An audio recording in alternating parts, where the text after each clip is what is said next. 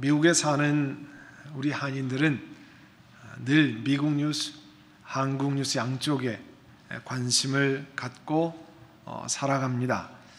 최근 미국 뉴스는 온통 트럼프 대통령의 우크라이나의 의혹에 관한 것들, 청문회, 또 증언, 그리고 하원에서 일어난 탄핵의 임피치먼트에 관한 것이었습니다.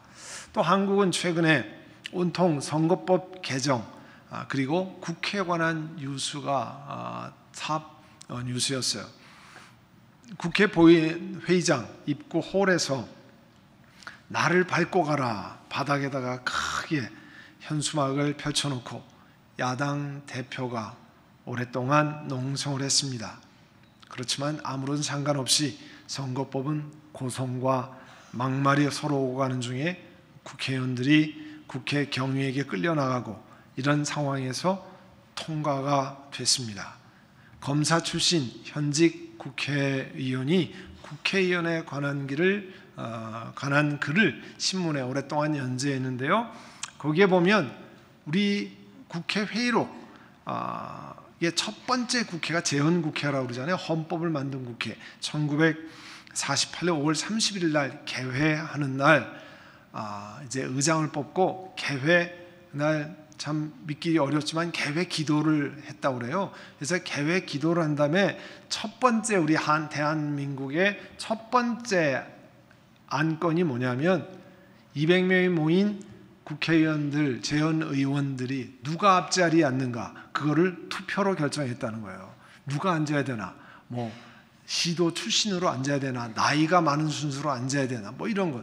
그 당시 다 앞에 앉기를 원했는데 그거를 첫 번째 안건으로 했다는 거예요. 그리고 그 안건의 투표 결과가 국회록에 기록되어 있는데 찬성과 반대표가 의원 참석수보다 15표가 더 나왔다고 그래요. 그러니까 같은 안건에 찬성도 하고 반대도 하고 이렇게 했다는 거죠. 한국 국회 역사가 이제는 70년을 넘어 71년이 됐는데요. 그러나 뉴스에 등장하는 것은 기가 막힙니다.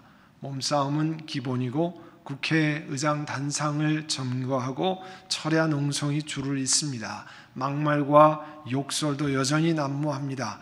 국회의사당 내에서 최루탄을 투척하는 일도 있었습니다. 현재가 20대 국회거든요.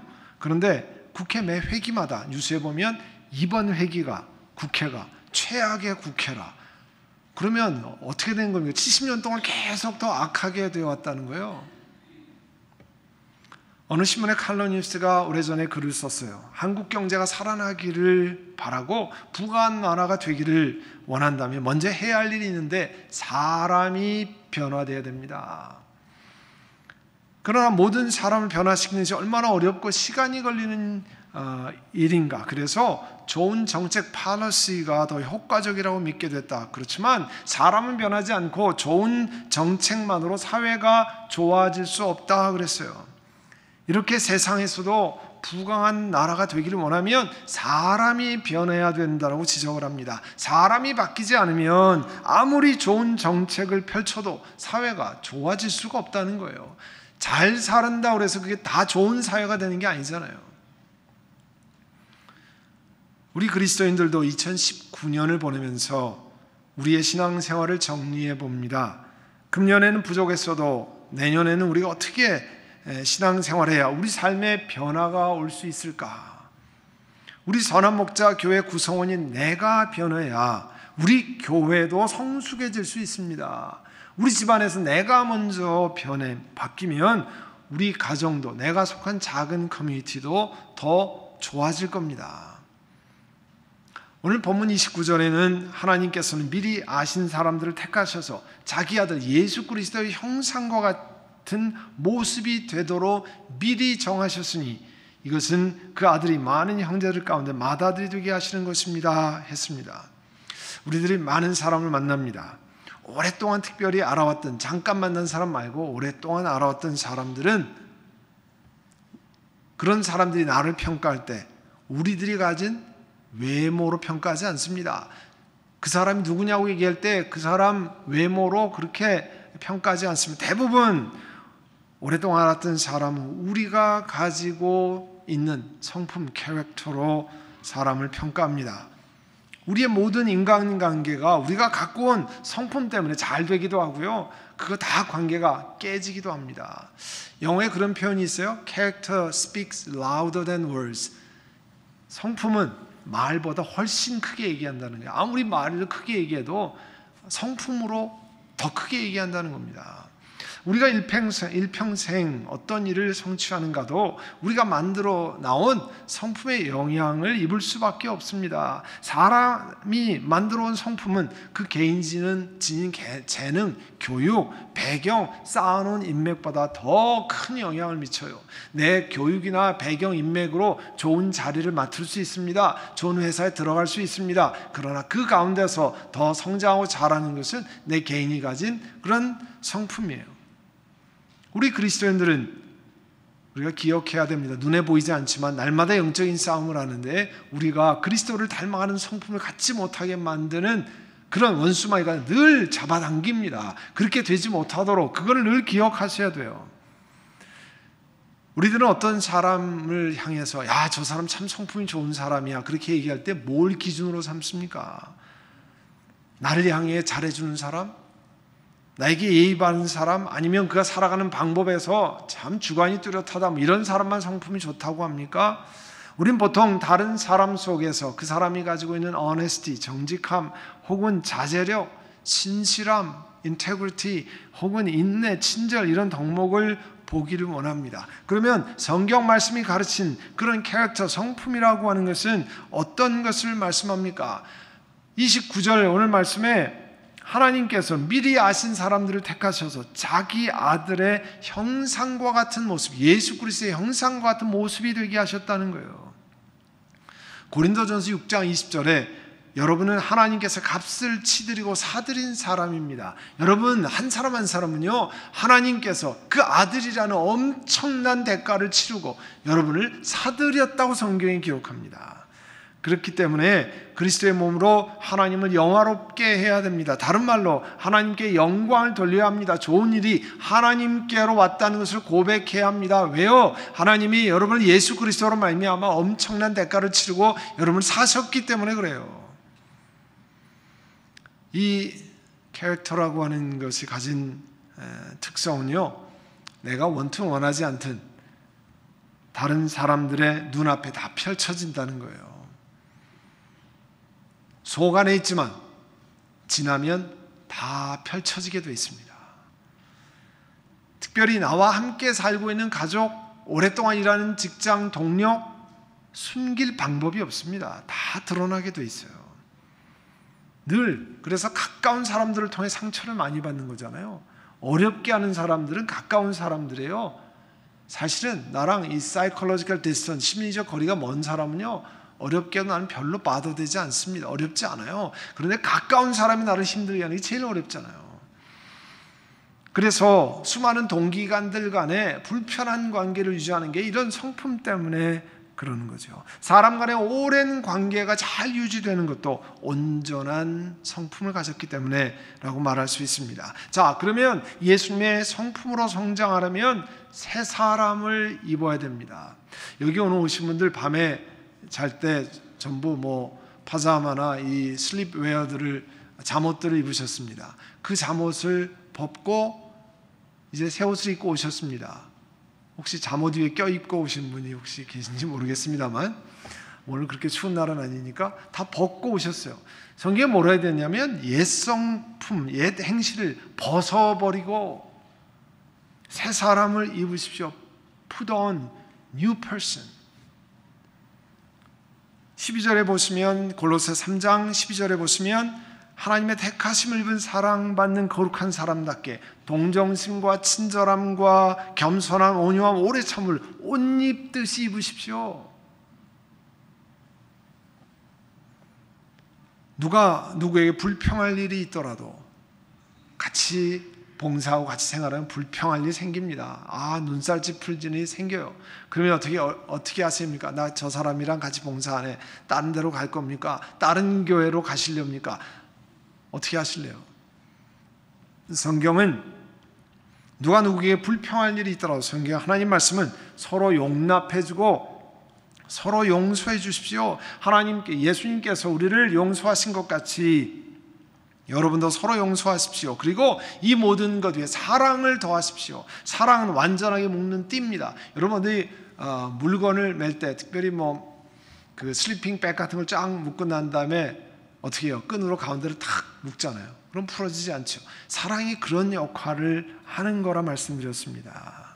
또 그리스도의 평화가 여러분의 마음을 지배하게 하십시오. 또 골로새 3장 16절에 보면 그리스도의 말씀이 여러분 가운데 풍성히 살아있게 하십시오. 그래서 온갖 지혜로 서로 가르치고 권고하십시오. 감사한 마음으로 시와 찬미와 신령한 노래로 여러분의 하나님께 마음을 다해 찬양하십시오. 그리고 무슨 말을 하든지 무슨 행동을 하든지 내 힘으로 하는 것이 아니라 모든 것을 주 예수의 이름으로 하고 그분에게 예수 그리스도께 힘을 얻어서 하나님 아버지께 감사를 드리십시오. 이 골로새 교회에게 보낸 편지인 골로새 3장 이 9절에 17절 사이의 말씀을 우리 삶 속에 실천하게 되면 예수님의 성품으로 자라가는 영적인 힘과 원동력을 얻게 됩니다. 물론 우리 모두가 연약한 존재예요. 내 힘으로 다 실천하는 게 아닙니다. 내 힘으로 실천하면 곧 얼마 가지 않아 다 두 손 들게 돼 있어요. 성령 하나님께 도움을 구해야 합니다. 힘들 때마다 성령님, 내가 주의 말씀을 따라 살기를 원합니다. 은혜를 주시기를 원합니다. 그래서 로마서 8장 26절에 말씀한 것 같이 성령께서도 우리의 약함을 도와주십니다. 우리가 어떻게 기도해야 할지 알지 못할 때 성령이 친히 말할 수 없는 탄식으로 우리를 위해서 대신 간구해 주신다 말씀했어요. 성령 하나님께 도움을 구하면서 하나님 내게 동정심을 주십시오. 불쌍히 여기는 마음을 주시고 친절한 마음을 주시고 겸손함과 온유함과 오래 참음을 입을 수 있게 해주시기를 원합니다. 하나님 불평할 일이 많이 생겼습니다. 마음이 영 불편합니다. 피해가지 말고 하나님께 구하고 용서할 마음, 용납할 마음을 내게 주시옵소서. 성령 하나님께 구하셔야 됩니다. 그게 예수 그리스도를 덧입는 일이에요.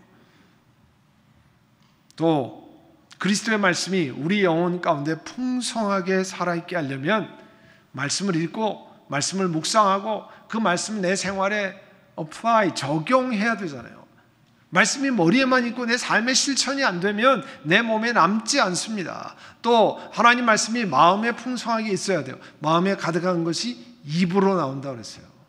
마음에 불평이 가득하면요 입만 벌리면 불평이 나오게 돼 있습니다. 마음에 원통함이 가득하면 입만 벌리면 비난이 나오게 돼 있어요.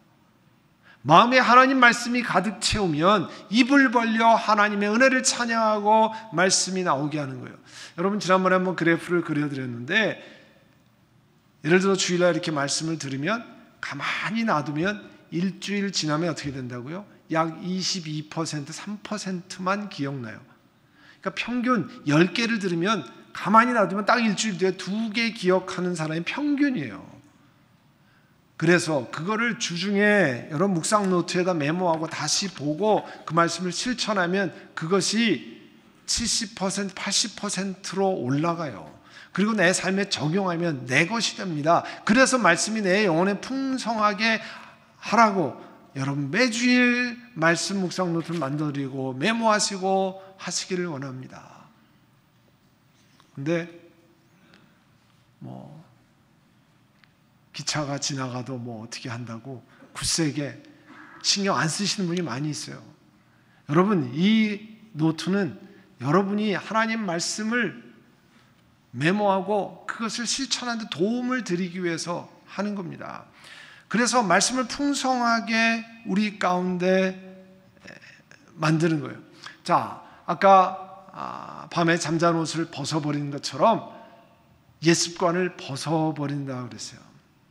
내 삶 속에 내 말에 옛 습관이 어떤 것인가 파악할 때 몇 가지를 생각해 보시면 좀 좋습니다. 얘기하면서 난 본래 이런 사람이야. 그래 난 이렇게 살아왔는데요. 앞으로는 내가 이렇게 살 겁니다. 그러면 굉장히 멋있어 보입니까? 그러나 하나님 말씀은 내 옛사람을 벗어버리고 당연히 과거에도 그렇게 살았지만 지금도 앞으로도 그렇게 사는 게 아니라 하나님 말씀에 어긋내면 돌이켜 사는 거잖아요. 그래서 옛 습관을 걸러내야 되잖아요. 아니 남들도 다 그렇게 사는데 나라고 뭐 별다른가? 여러분 그런 습관이 있으면 그거 바꾸셔야 됩니다. 남들이 다 그렇게 사는데 사는 게 아니라 남들이 다 그렇게 살아도 하나님이 기뻐하시지 않는 거는 포기할 줄 알아야 돼요. 에이 딱 한 번인데 뭐 다 괜찮겠지 뭐. 살다 보면 곁길로 가려는 유혹이 얼마나 많이 있습니까? 한두 번은 보이지 않는 것 같아요. 그러나 우리 속담에 바늘도둑이 소도둑이 된다는 게 왜 그렇습니까? 그 한 번이 무섭다는 거 아니에요? 한 번이 두 번 되고 두 번이 세 번, 10번, 100번 그게 습관으로 굳어져서 우리로 하여금 옛사람대로 살도록 만든다는 거잖아요. 그리고 아무도 모를 거야 이거. 근데 하나님이 아시잖아요. 여러분 이런 말을 하고 살면 하나님 앞에 내가 고쳐야 될 것이 있구나, 옛사람을 벗어버려야 되겠구나 알아야 됩니다. 또 2019년 이제 마지막 주를 맞아서 2018년 돌아보면 내 자신에 실망한 것들이 많습니다. 아 내가 이렇게 하려고 했는데 안 되고 결심해도 깨지고 뭐 이런 것들이 많아요. 그러나 우리 자신에 관해서 하나님 말씀이 포기하지 말라고 하는 이유가 있습니다. 그거는 28절에 말씀한 대로 모든 일이 서로 협력해서 선을 이룬다는 것을 우리가 알기 때문이라고 그랬어요. 이 모든 일이 서로 협력해서 선을 이룬다고 하는 것을 오해하시면 안 됩니다. 더 좋은 것으로 주신다고 내 자의적으로 해석해서 내가 생각하는 더 좋은 것을 주신다는 뜻이 아니에요. 이거는 우리의 모든 아픈 경험들, 힘든 경험들을 하나님께서 다 영적으로 사용하셔서 영적으로 훨씬 더 좋은 경험으로 만들어 주신다 그런 뜻이에요. 우리 교회도 육체 질병으로 고통을 받았던 분들이 많이 계십니다. 현재도 그 고통을 통과하시는 분들도 많이 계세요. 육체 질병 연약한 것이 절대 유익한 것은 아닙니다. 그러나 그 아프고 힘든 경험이 우리로 하여금 하나님 앞에 우리를 겸손하게 만들고 하나님 앞에 나아가게 만든다고 하면 사실은 우리에게 유익한 것이 되는 겁니다. 오늘 우리 박모세 목사님 네 분 예배 시간 오셨지만 그 큰 어려움을 딛고 그것 때문에 장애우들을 섬기고 지난 30여 년 커다란 교통사고 이후에 온 몸을 들여서 하나님 앞에 나와서 섬기게 하시는 것, 그 어려움 우리가 어떻게 다 알 수 있겠습니까? 그러나 그것을 극복하고 성령께 의지해서 하나님께 주시는 사역을 계속하고 계시잖아요. 그런 게 비하면 우리의 아프고 연약한 건 사실은 굉장히 적은 거죠. 각자 여러 가지 아픈 경험들, 힘든 경험들이 있을 거예요. 저는 목사로서 제가 한 12, 13년 전에 이 성대 결절이 왔을 때 보컬 콘 너아줄이라고 하는 성대에 조그만 혹이 생겨서 말하지 않고 3개월을 지나라고 했을 때 처음에 굉장히 어려웠어요. 왜냐하면 목사가 여러분 손으로 일하는 게 아니잖아요. 몸으로 하는 게 아니잖아요. 말로 하는 거거든요. 저희도 말로 하는데 말을 못하니까 보통 일이 아니더라고요. 말을 못하면 내가 이제 할 일이 없구나, 퇴직해야 되는구나, 그런 생각이 들었어요. 의사가 3개월 말을 하지 말고 살려고 했는데 6주 지나고 저희 부부가 산에 올라가서 이 렉 에로헤드에 가서 모텔을 잡고 일주일 동안 금식하며 기도했습니다. 호수를 바라보고 기도하고 하나님 앞에 죄를 고백하고, 그리고 6주 만에 7주 만에 다시 강단에 복귀했습니다. 하나님께서 치료하시는 것을 경험하고 하나님 앞에 금식하며 작정하며 주께 의지하는 것을 배웠습니다. 그때 내가 아무것도 아니구나, 내가 아무것도 할 수 없는 존재인가를 깊이 경험했어요. 그리고 몇 가지 목사로서의 삶의 지혜를 얻었는데, 감기 들었을 때 그 당시만 해도요, 목이 쉬어도 그냥 기도에 인도하고 막 그게 해도 그 다음에 좀 쉬면 낫는데 그때부터 낫지가 않는 거예요. 그래서 정상적으로 목이 쉴 때 그렇게 막 사용하면 안 되는구나 하는 것을 알았습니다. 그리고 목소리 내는 발성 방법을 이 배로 내야지 목으로 이렇게 해가지고는 오래 못 간다고 하는 사실을 깊이 알게 됐어요. 또 저를 아는 이비인후과 의사 장로님이 이제 목사님도 나이가 들어가는 증거입니다 그랬어요. 그러니까 찬송을 예전처럼 높은 거군요 한 옥타브 낮춰서 부르고 또 가사가 많은 거는 립싱크를 하세요 그러더라고요. 우리 정가대원들은 올라가서 립싱크 하시면 안 되죠, 그죠? 예. 그런데 저도 목이 좀 이상하면 노래 찬양할 때 립싱크해요. 왜냐하면 목을 보호해서 설교를 해야 되니까. 그런 삶의 지혜를 내가 이 건강도 아무것도 아니구나 하는 것들을 깊이 알게 됐어요. 여러분 로마서 5장 3절 이하에 우리는 환난을 자랑합니다. 사도 바울이 고백하는 거예요. 세상 사람들은 좋은 거 자랑하지만 사도 바울은 환난을 자랑합니다 고백했습니다. 우리가 알기로 환난은 인내력을 낳고 인내력은 단련된 인격을 낳고 단련된 인격은 희망을 낳는 줄 알기 때문입니다. 그리고 그 희망은 우리를 실망시키지 않습니다. 사랑하는 성도 여러분, 이 모든 일이 서로 합력해서 선을 이룬다는 것을 압니다. 우리가 주님을 사랑하고 주님이 우리를 부르셨기 때문에 우리가 경험하는 모든 것들을 하나님이 아름답게 협력해서 선을 이루게 만들어 주실 줄로 믿습니다. 또 1년을 마무리하면서 내년에 어떻게 살아야 할 것인가? 여러분 하나님의 인도를 받고 살기로 작정하셔야 돼요. 하나님의 인도를 받고 살아가는 사람은 여러분 문제가 적어져요. 문제가 없는 건 아니지만 또 많은 시간 낭비를 줄일 수 있습니다. 여러분 요즘에는 그를 우리 내비게이션을 쓰면서 너무 많이 경험하잖아요. 이번에 시애틀에 올라갔을 때 전혀 모르는 곳에 렌트카를 해서 구글 맵에 들고 처음 가는 동네를 그 가이드로 딱 그 자리에 딱 가잖아요. 하나님이 우리를 인도하신 구글 맵이 인도한다는 것은 다 알아요. 그런데 하나님이 인도하신다는 걸 믿질 않아요. 실천하지 않습니다. 여러분 하나님이 인도하신 것을 믿는다고 하면 여러분 어떻게 사셔야 됩니까? 여러분 하나님의 인도함 없이 내가 억지로 문제를 해결하게 되면 더 큰 문제를 만들게 되는 거 아세요? 아브라함이 하나님의 아들을 주신다는 약속을 받았습니다. 하늘에 별과 같이 많고 바다에 모래같이 많다고 그러는데 시간이 돼도 아들이 안 태어나는 거예요. 우리가 생각해봐도 꼽아봐도 답답할 거는 이해가 가요. 그래서 그 부인 사라가 자기 딴에 인생 최고의 지혜를 냈습니다. 창세기 16장에 보면 인간적인 해결 방식을 낸 거예요. 자기 종 하가를 들여보내서 아기를 갖게 했습니다. 아브라함이 거절하지 않았기 때문에 이스마엘이 태어났잖아요. 아브라함이 아니야 하나님의 방법대로 기다릴 거였으면 그런 일이 안 생겼을 거예요. 이스마엘이 이슬람 민족의 선조가 됐잖아요.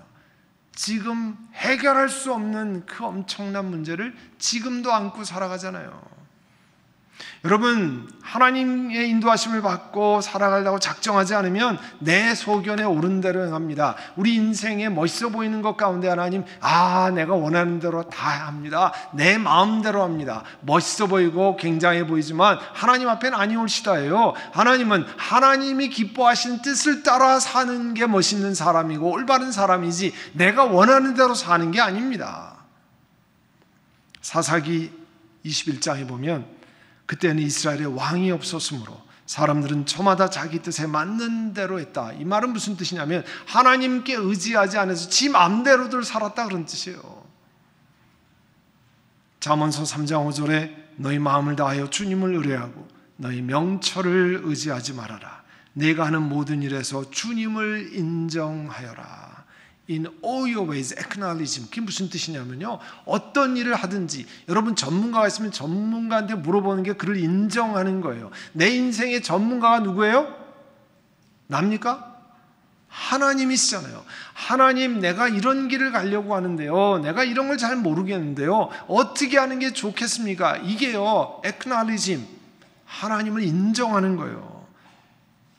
잠언 3장 5절에 6절에 내가 하는 모든 일에 주님을 인정하여라. 하나님, 내가 이걸 잘 모릅니다. 내가 어둡습니다. 하나님 인도해 주시기를 원합니다.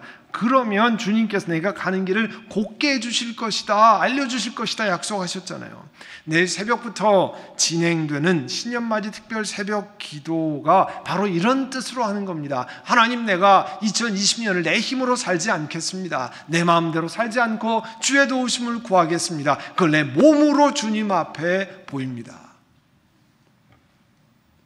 여러분 부모님들 사랑한다고 할 때 방문하잖아요. 선물보다 더 중요한 건 뭐예요? 여러분이 몸으로 보이는 거예요. 방문하시는 거예요, 부모님들한테. 그게 최고의 사랑을 표현하는 거잖아요. 하나님 앞에, 하나님의 전에 나와서 내가 잠을 줄이고 하나님 앞에 나와서 기도하기를 원합니다. 그게 뭡니까? 내 힘으로 2020년을 살지 않고 주의 도우심을 따라 살기로 작정합니다. 그러니까 하늘문을 열어주시고 저를 인도해 주시기를 원합니다. 이스라엘 백성들을 광야에서 구름 기둥으로 불 기둥으로 인도하신 하나님께서 나의 하나님이 되셔서 우리를 인도하시기를 원합니다. 그렇게 작정하는 거예요. 아멘? 새벽에 나오시라고 그러니까 아멘이 별로 없어요. 2019년도 하나님의 은혜로 현재까지 달려왔습니다. 감사한 일도 많았고 후회되는 일도 많습니다.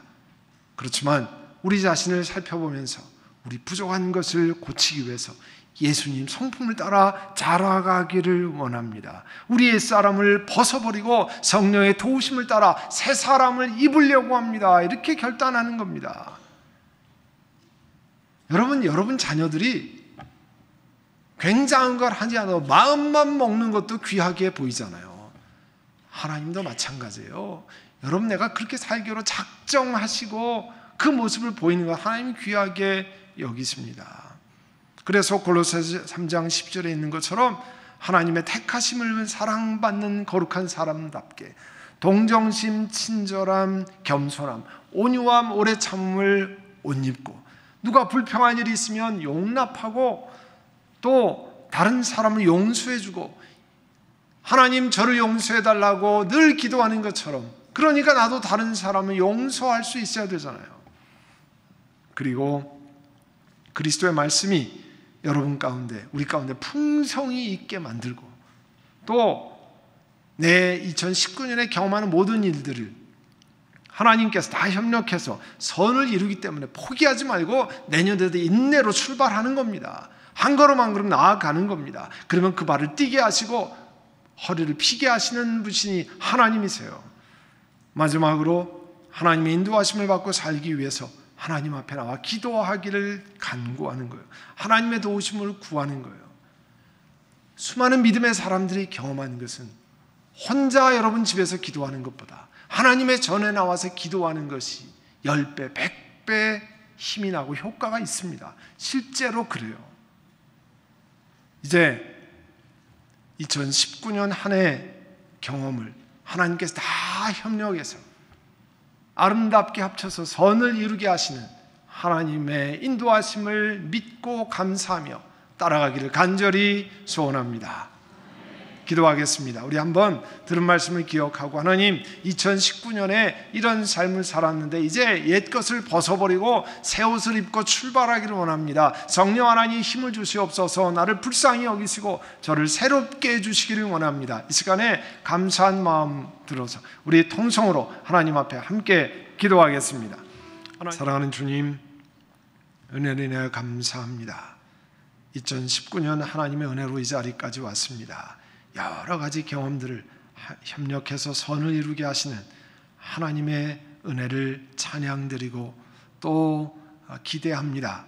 2020년도 이제 예수 그리스도의 성품으로 옷 입고 출발하고 성령 하나님께 의지하며 달려가기를 원합니다. 한 분 한 분마다 그 가정, 일터, 몸 하나님께서 함께 해주시고 치료해 주시고 일으켜 세우시고 또 하나님의 지혜를 구해서 한 걸음 한 걸음 땀 흘리며 나아가게 하옵소서. 예수님의 이름으로 기도드립니다. 아멘.